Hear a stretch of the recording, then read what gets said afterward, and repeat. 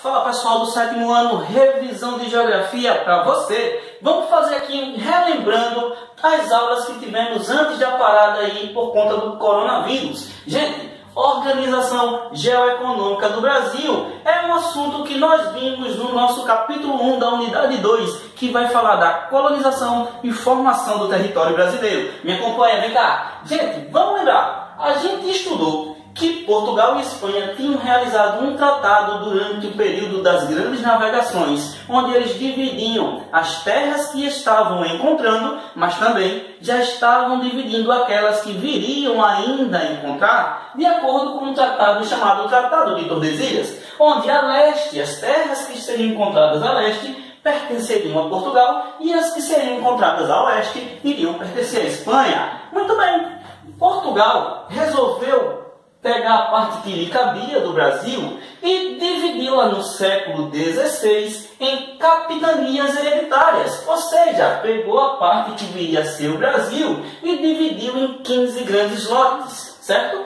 O pessoal que recebeu esses lotes lá em Portugal, eles tinham que ser pessoas que tivessem dinheiro para investir aqui no Brasil, para fazer com que essas terras, as suas capitanias, gerassem lucros, certo? As pessoas que recebiam esses lotes ficaram conhecidas por donatários. Os donatários eram as pessoas que receberam as capitanias hereditárias. Vamos lembrar mais um pouquinho? Eles teriam que ter dinheiro para investir nas capitanias e fazê-las gerar lucro, tá ok? Vamos lá, gente. Olha, durante esse período, século XVI, após essa divisão nas capitanias hereditárias, a economia dessa terra, que era o Brasil, estava dividida da seguinte forma: a extração de pau-brasil, a cana-de-açúcar. Lembra que eu falei que os donatários deveriam fazer essas terras aqui gerarem lucro? Pois é, a cana-de-açúcar, nessa época aí, o açúcar valia muito no mercado europeu. Então foi a cultura que eles escolheram para começar o cultivo aqui, para gerar lucro para Portugal. A gente também vai ter, a pecuária como uma atividade econômica que começou a ser desenvolvida no Brasil no século XVI. Uma coisa importante, certo, professor? Mas quem é que trabalhava nessa economia? Eu coloquei aqui para vocês, a mão de obra que trabalhava na economia brasileira do século XVI era, primeiro, a mão de obra indígena.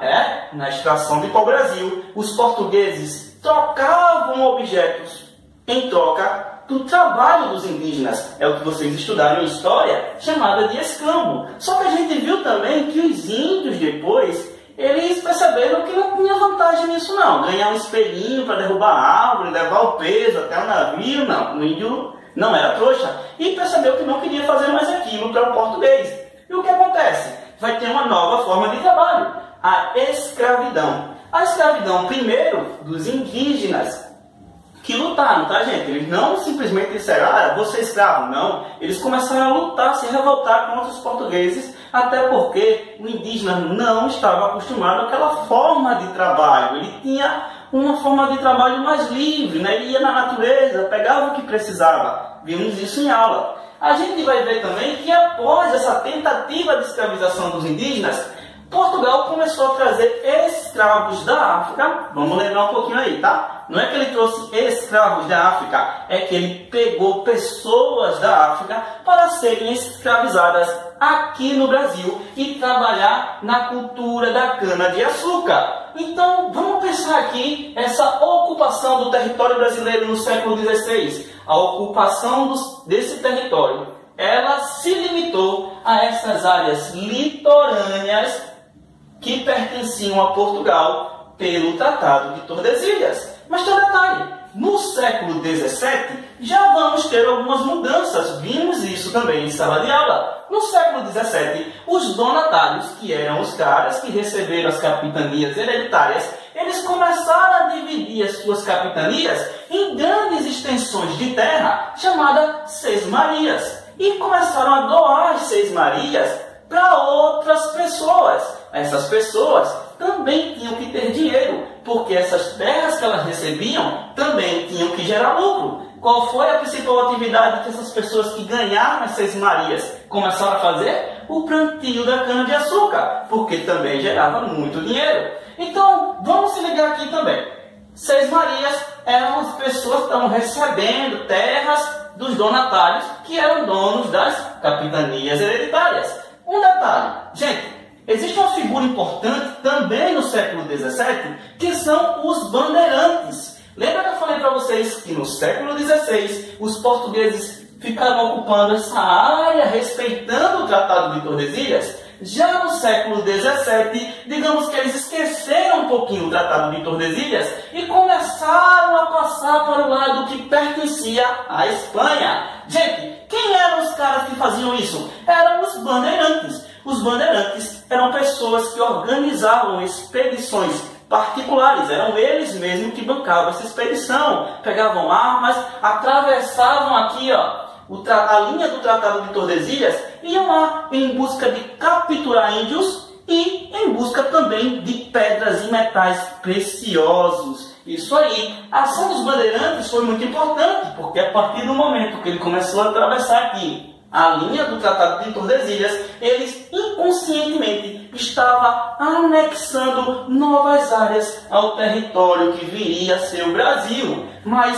se liga aqui, na economia das terras brasileiras no século XVII, nós vamos continuar com a cana-de-açúcar, que gerava muito dinheiro, a pecuária, e agora surgem coisas novas que não tinha aqui no século XVI. A gente vai ter a mineração em Minas Gerais. E isso, pessoal, mineração de ouro, diamante e também as drogas do sertão, que eram retiradas lá da Amazônia. Os portugueses já chegaram à foz do rio Amazonas e começaram a pegar lá na floresta amazônica produtos que poderiam ser vendidos lá no mercado europeu. Esses produtos ficaram conhecidos como drogas do sertão. A mão de obra utilizada na produção das mercadorias no século XVII era mão de obra escrava, que era utilizada tanto na mineração em Minas Gerais, como também na produção da cana-de-açúcar, do açúcar aqui no Nordeste do Brasil. Gente, uma coisa importante sobre o território no século XVII, não esqueça isso,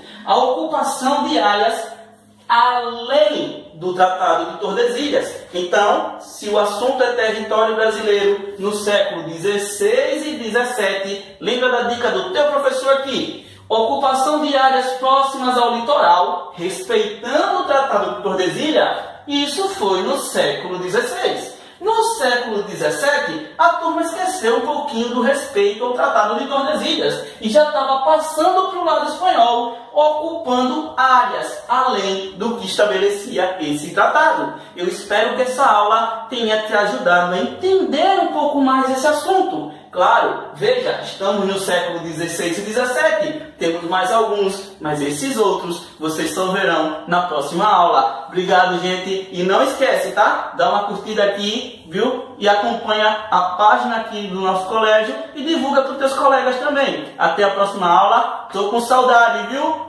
Beijinho, tchau, gente!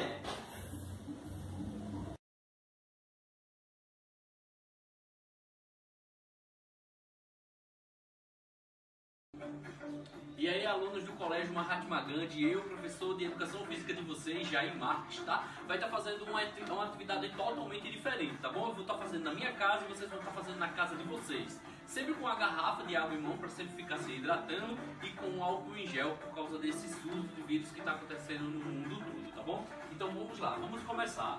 A primeira coisa que vocês vão ter que fazer é, vocês vão ser os instrutores e o pai de vocês vão ser os alunos, tá bom? Então vai ser os dois juntos. Você pode escolher ou o pai ou a mãe ou os dois juntos para fazer a atividade, tá bom? Então preste bem atenção porque você vai ser o instrutor, tá? Essa atividade vai ser para os sextos e para os sétimos anos. Qualquer coisa, publique nas redes sociais, no Instagram também e nos marques, tanto eu quanto o colégio, tá bom? Vamos lá, vamos começar? A primeira atividade que vocês vão ter que fazer é justamente a abdominal. Mas antes de fazer a abdominal, a gente vai fazer o alongamento e o aquecimento, tá? Então joga o braço para um lado, ó, segura, soltou, joga pro outro, demora mais um pouquinho, tá? Só vou fazer um pouco mais rápido, porque tempo nós não temos, tá? Então, ó, pega no cotovelo, joga um pouquinho para trás, jogou, ó, segura aqui, ó, joga para trás o braço, isso, ó, joga lá na frente, traça o braço, joga lá em cima, respira, soltou, joga lá atrás, segura o braço atrás, ó, joga o ombrinho,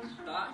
soltou, abre um pouquinho a perna, ó, joga o braço lá, joga lá embaixo, joga lá na frente, isso, volta, puxa o pé para trás, ó, segura, se não tiver equilíbrio, pega na parede, ó, segura, isso, ó, vai segurando, tá?